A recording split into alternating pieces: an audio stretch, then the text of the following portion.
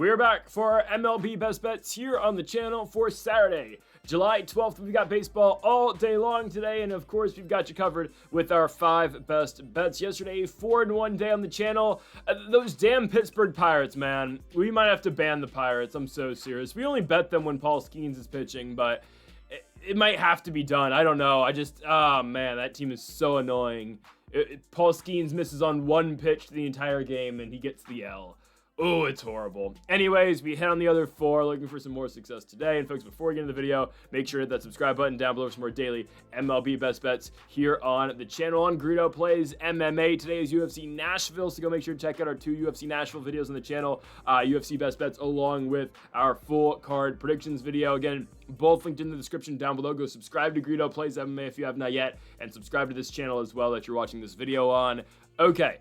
On to the first of our 5 best bets for this MLB Saturday, kicking things off with a matchup here in Detroit between the Tigers and the Mariners. I'm going Detroit Tigers moneyline -115. Right away, I look at the pitching matchup. I see an all-star pitcher in Casey Mize, who I don't believe is going to pitch the all-star game since he's pitching now on Saturday. But you get Casey Mize and George Kirby. I have faded George Kirby quite a bit, and it hasn't gone our way recently. I completely understand that. Back-to-back wins for Kirby against the Royals and the Pittsburgh Pirates, 2 offenses that completely just fall apart at times. Kirby against both those teams, though, 6 innings. Against the Pirates, he had 6 shutout innings. Against the Royals, 6 innings of 3-hit and 1-run baseball.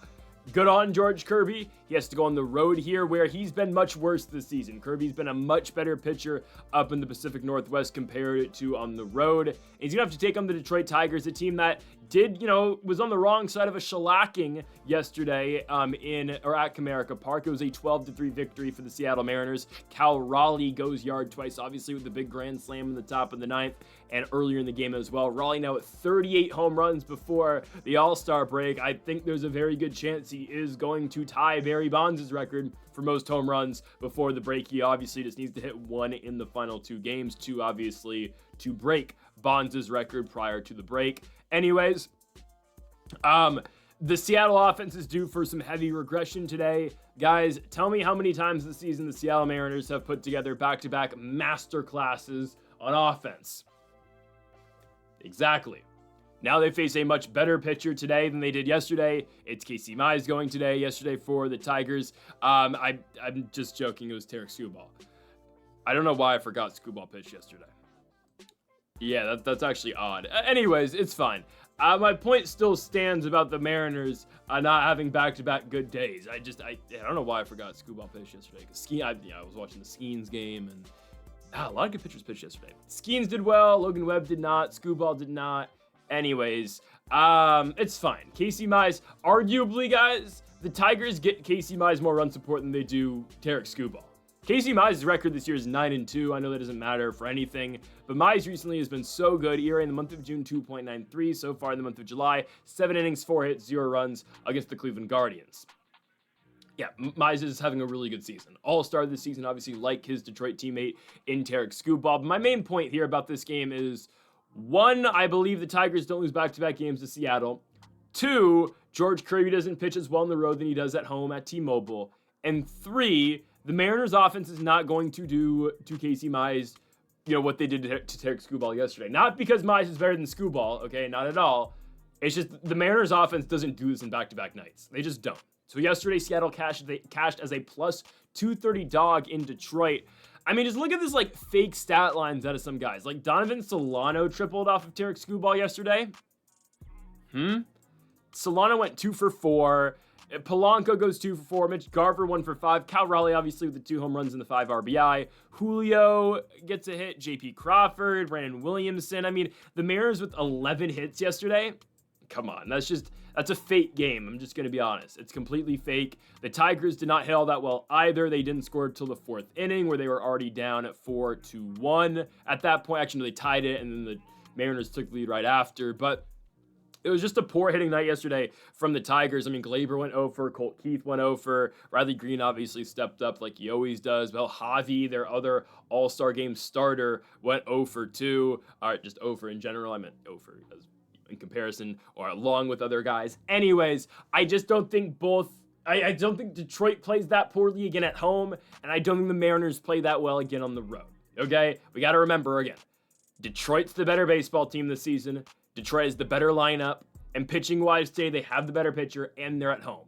This game shouldn't be anywhere near even. This is just a reaction from yesterday's game. Oh, Seattle looked so good. They scored 12 runs. Raleigh went yard twice. Again, this is a reactionary line adjustment, if I've ever seen one myself. Minus 115 for the Detroit Tigers. Feels great in this game.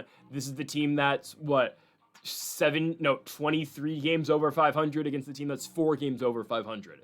Let's not be stupid here. Let's take the better baseball team, and let's take the team at home. I'm taking Detroit. And just matchup-wise, they outmatched Seattle today. Love the pitching matchup.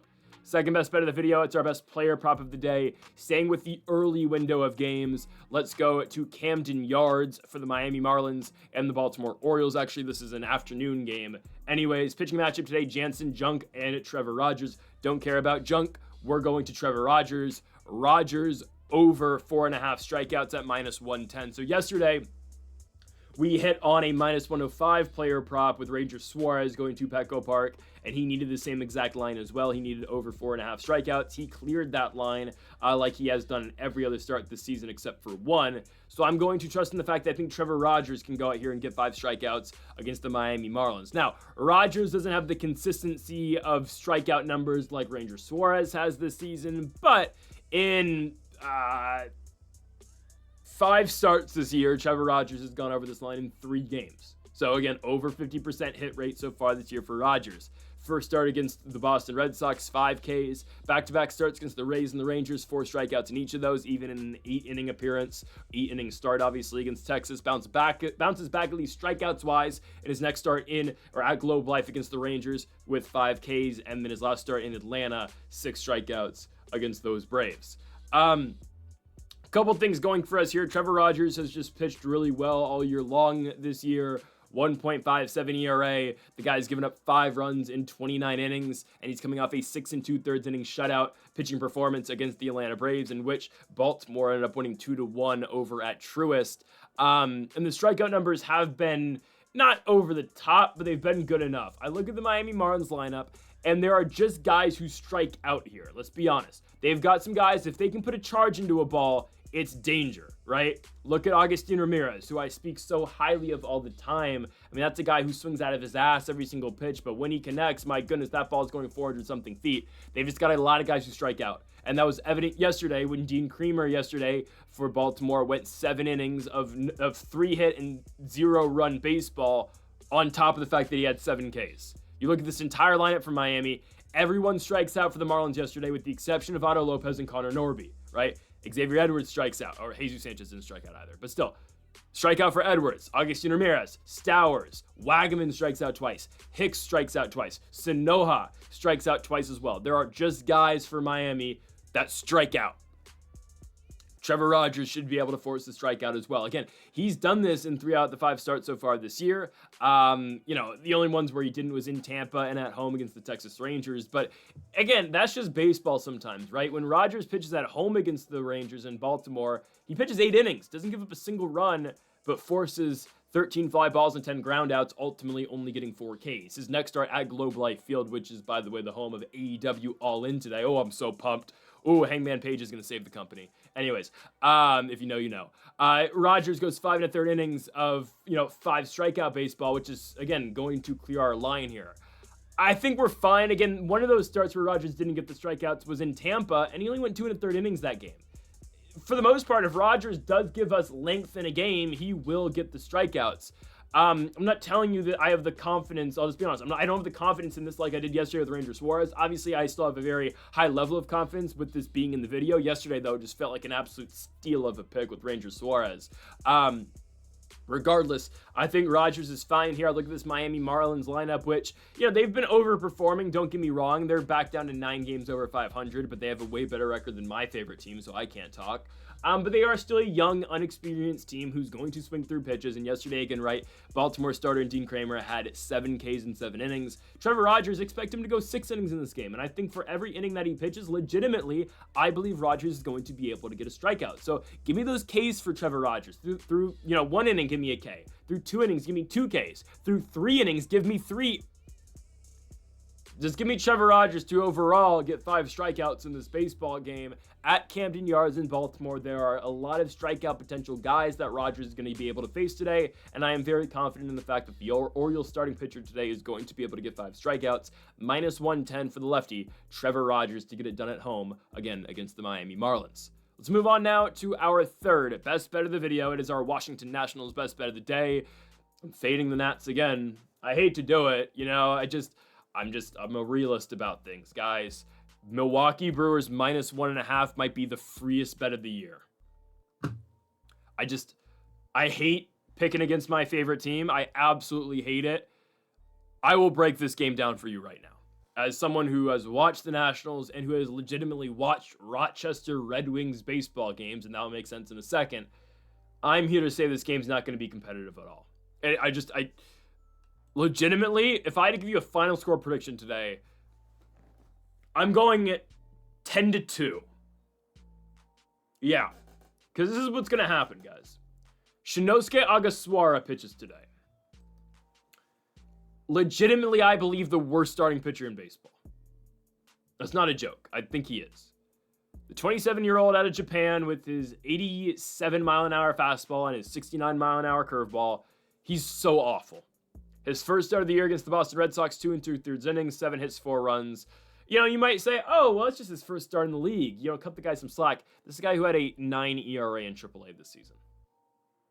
And he still got called up. Why? Oh, because we got to appeal to the Japanese fan base. You know, oh, the Nats have never had a Japanese-born player. Shinosuke Agasawara, go out there. I mean, I said this at the very beginning of the season. The Nats are going to find the one Japanese guy who's not good. And they did it. Way to go. And yeah, Rizzo's gone, so I can't blame Rizzo anymore. Get rid of this guy. Send him back down to AAA for all I care. But the thing is, oh, who else do we have to start? We have nobody else. Cade Cavalli's ERA is back up to 9 in AAA as well. Don't get me started. But here's the thing, guys. Shinosuke Agasawara is going to get absolutely destroyed today. You thought it was bad against the Red Sox? Oh, yeah, let's face him off against Milwaukee.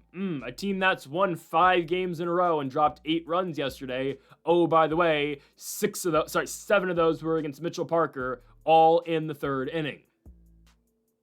1 was in the 4th. But the Nats are going to be down. Oh, God.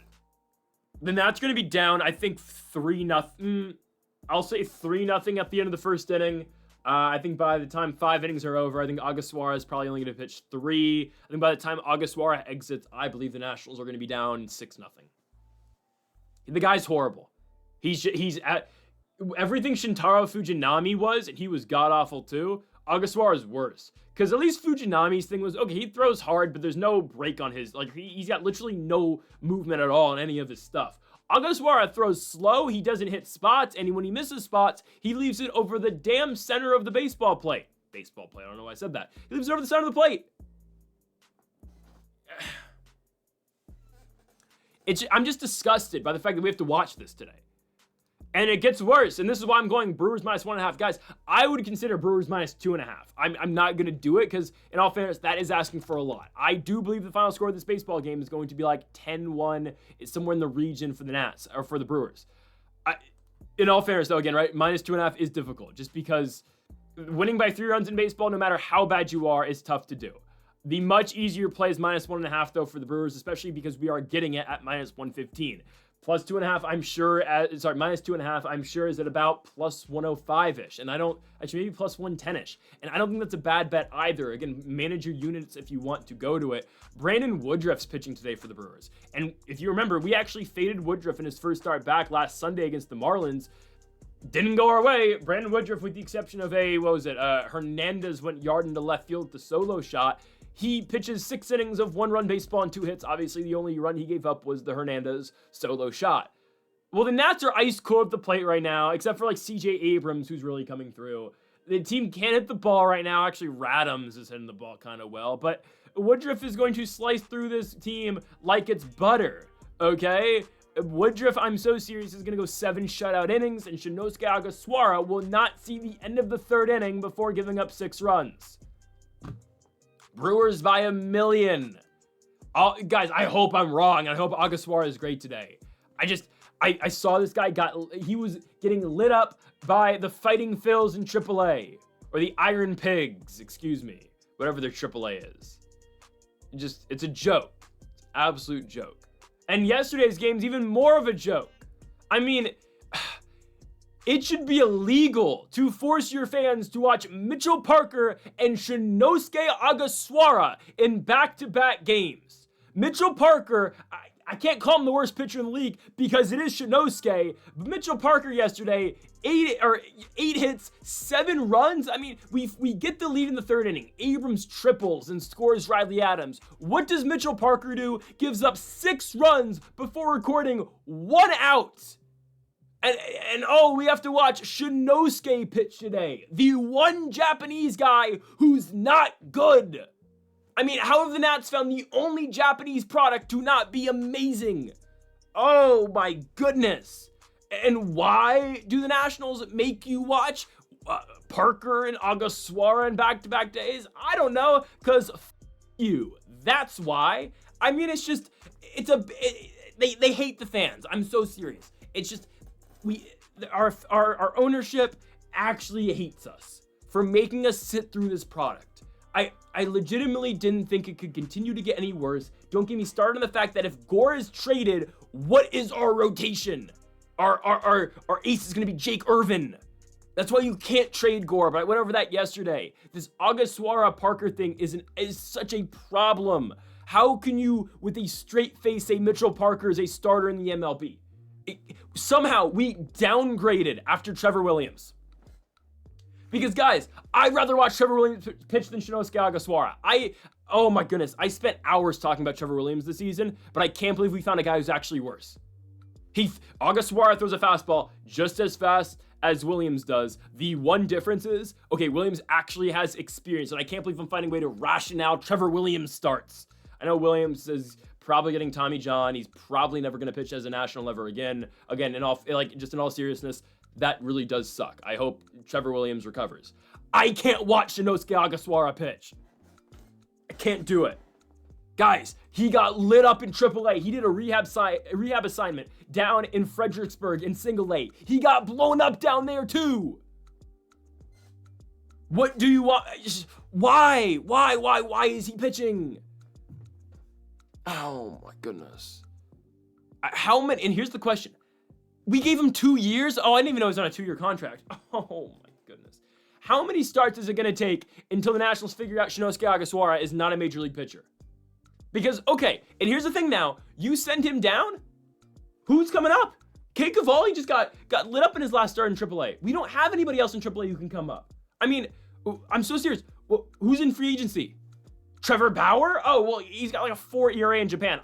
In all fairness, I would take Trevor Bauer in a heartbeat over Shinosuke Agasawara. But I can't do it. I hate being a Nationals fan. Absolutely hate it. Gotta watch Shinosuke Agasawara pitch today. Brewers -1.5. Fourth best bet of the video. Let's go to Petco Park. San Diego, California. Phillies, Padres. It does feel like kind of an easy one for a nerfie, I'll be honest with you. -130. Better odds than actually we got yesterday with our nerfie bet over in San Francisco between Dustin May and Logan Webb, obviously with the Dodgers and the Giants. But Zach Wheeler and Yu Darvish are going today. We know Zach Wheeler's getting 3 outs, okay? I love going Zach Wheeler nerfies because they usually hit. This guy is the best pitcher in the National League, not named Paul Skeens. Don't get me started on the Pirates. Again, that game was miserable yesterday. The Pirates' incompetence is going to cost Paul Skeens the Cy Young in the season. Because Skeens is only going to pitch 5 innings every single outing for they wanted to take Paul Skeens out in the 5th inning yesterday. They took him out after 5. They wanted to take him out after he got, after he's through 4 2/3. So I'm so serious. The Pirates, the Pirates, just ownership, I guess, and just way of managing Paul Skeens, they're going to screw him out of the Cy Young in the season. It's going to be Zach Wheeler. Zach Wheeler is going to win the Cy Young in the National League just because Skeens won't have the innings, because his team won't let him go past 75 pitches now, which is just an absolute travesty. But regardless, right, Zach Wheeler at 35 years of age is having his best season of his career, which is insane. This is a guy who was in a different ballpark away from pitching a perfect game against the Cincinnati Reds. We went over this a little bit. That home run that was hit at the bank last Sunday, that was not a home run, I believe, in or no, it was a home run in 14 parks in the MLB, and 16 of the parks in America or in the MLB, obviously that wasn't a home run. So in 16 ballparks, Zach Wheeler's coming off a perfect game against the Cincinnati Reds. Yeah, the guy's good. Start before that against the Padres, the team that they're playing today, obviously. 8 innings of shutout baseball, 10 strikeouts. Yeah, he's going to get 3 outs against the Padres. I always speak at length about how good the Padres' top of the lineup is. I mean, regardless of how you feel about the bottom of their order, which is horrible, it's undeniable the fact that Tatis, Arraez, and Machado are 3 of the best guys that you can get at the top of the lineup. There are very few teams that have a better top of their lineup. Legitimately, it's just the Dodgers. I'm so serious. Phillies at their best potentially, but I mean, yeah, the only one to me I think is the Dodgers. That is clearly better than San Diego's first 3. Now, obviously, right, your first 3 guys in your lineup don't win you championships and don't win you games straight up, because obviously you need 9 guys, you need a bullpen, you need a rotation. Even though the bullpen rotation is pretty good for San Diego, it's just, hitters 5 through 9 are absolutely atrocious most nights. Anyways, Zach Wheeler's good enough where I don't care who he's facing off against. Legitimately, it could be the Dodgers, it can be the Padres, it could be the Yankees. I don't care. Zach Wheeler's going to get 3 outs. Flip side, a much harder part of this is going to be Yu Darvish, who only went 3 2/3 innings in his first start on Monday of the season against the Arizona Diamondbacks. 3 2/3, 3 hits, 2 runs. I think all things considered wasn't a bad start for Yu Darvish. I think we also forget, though, Yu Darvish is actually 38 now. He's not getting any younger. Obviously, again, we're going to side with him here. I do get a little concerned. I don't know the stat off the top of my head, but as someone who has watched a lot of Bryce Harper baseball, Bryce Harper hits Yu Darvish fairly well. Again, I can't tell you the exact stat. I'll look it up right now. But from what I have seen with my own 2 eyes, usually Bryce Harper hits well against Yu Darvish, which kind of concerns me. The one that obviously pops into the top of my head is the home run he hit in the NLCS back in 22.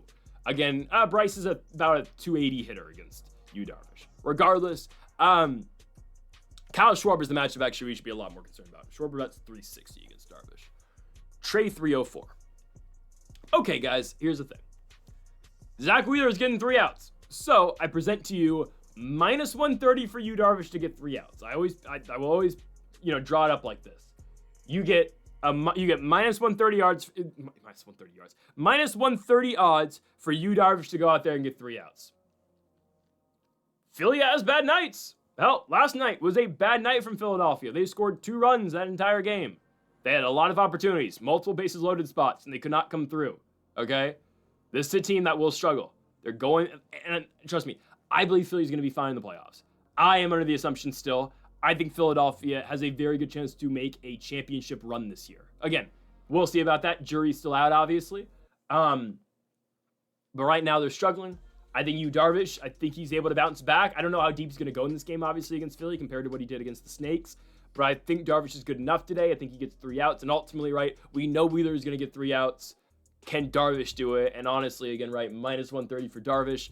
I'm willing to take my chances with that. So give me the Nerfy here at Petco Park between the Phillies and the Pods. As we go on to our final best bet of the video, it is our second money line of the day. Let's go to Anaheim, California, between the Los Angeles Angels of Anaheim and the Arizona Diamondbacks. I'm going with the Angels to win the second game of the series, winning 2 in a row, obviously, after winning yesterday 6-5. There's a couple reasons for this. First of all, pitching matchup. Guys, I don't care. Zach Gallen's gone like 15 straight innings without giving up a run. 13, is it?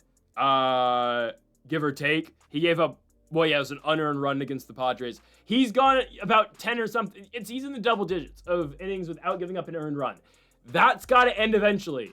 And guys, the Los Angeles Angels are slowly approaching Diamondbacks, territory of how they play baseball. And I know what you're thinking, oh, that doesn't make sense. And it doesn't entirely because, the Diamondbacks were in the World Series a couple seasons ago. But what the Angels are, they've got decent starting pitching, horrible bullpen, and a lineup that can just stay in games. That's what they are. These two teams are kind of just replicas of each other. I'm so serious. Obviously, Arizona plays in the much more hitter-friendly park. Actually, Anaheim's a pretty hitter-friendly park at the same time. But anyways, yesterday's game, a shootout. For the most part, 6-5 final. The shootout part of it was Angels scoring 4 in the bottom half of the first inning and the top half of the second. Arizona responding with 4 runs as well. I fully expect this to be a high-scoring game. That's just what Angels and Diamondbacks baseball is. The major difference, though, is that Anaheim has got their all-star pitcher going. And say what you want about Yusei Kikuchi, he will have his games where he's not on top of his stuff.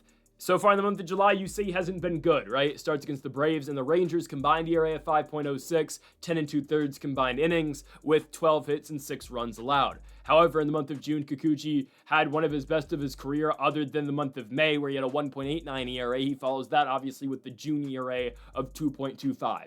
I am under the belief that Yusei Kikuchi, obviously, is underachieving so far in the month of July, and that Zach Gallen is overachieving in the month of July. I am going to follow the year-long trends rather than just, what has happened recently for us. I know Kikuchi's been a good pitcher all season long. He is going to Atlanta to be an all-star. Obviously not going to pitch in the actual game, but he's going to be an all-star of the season. Zach Gallen, who has been much better recently, still has a 5.15 ERA on the year. I get it, ERA in the month of July is 0.69. That's great. Again, June ERA was 6.23 for Zach Gallen. And you pitch against the Giants and you pitch against the Padres.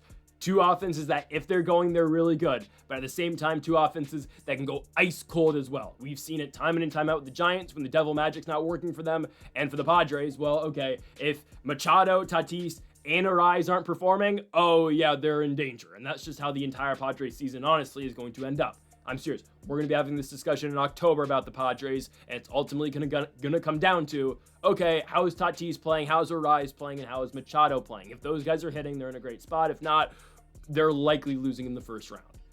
Anyways, I think Zach Gallen's getting blown up tonight. I don't think he puts together 3 really good starts in a row, okay? Again, look at what he did at the end of the month of June.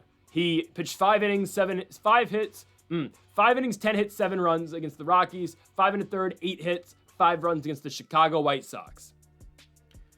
He's due to get blown up eventually. That's going to be tonight. I like this Angels lineup a lot. Obviously, Neto, Shonawell, Trout, Taylor Ward, Joe Adell, who hasn't been as hot recently, but still, again, a more than capable hitter at this point. And Arizona, don't get me wrong, they've got guys too. They battle. Ketel, Perdomo, Corbin Carroll, Naylor, Suarez. Yes, they fight. They battle. Yusei Kikuchi's better than Zach Gallen, okay? The trends are telling us otherwise right now, but again, I'm looking at what we have seen throughout the course of 2025, and that's the fact that Yusei Kikuchi's the better pitcher. He should be able to hold off the Snakes better than how Zach Gallen holds off the Halos. I'm going Los Angeles Angels money line at home, again at Angel Stadium in Anaheim, -110 for the Halos to win. Cash us to end the night. Folks, thank y'all for watching our MLB Best Bets here for July 12th. If you haven't yet, though, make sure to hit that subscribe button down below for more. Make sure to leave a like if you did enjoy the video. Make sure to comment if you do disagree with any of the picks. Folks, thank y'all for watching, and Mamba forever.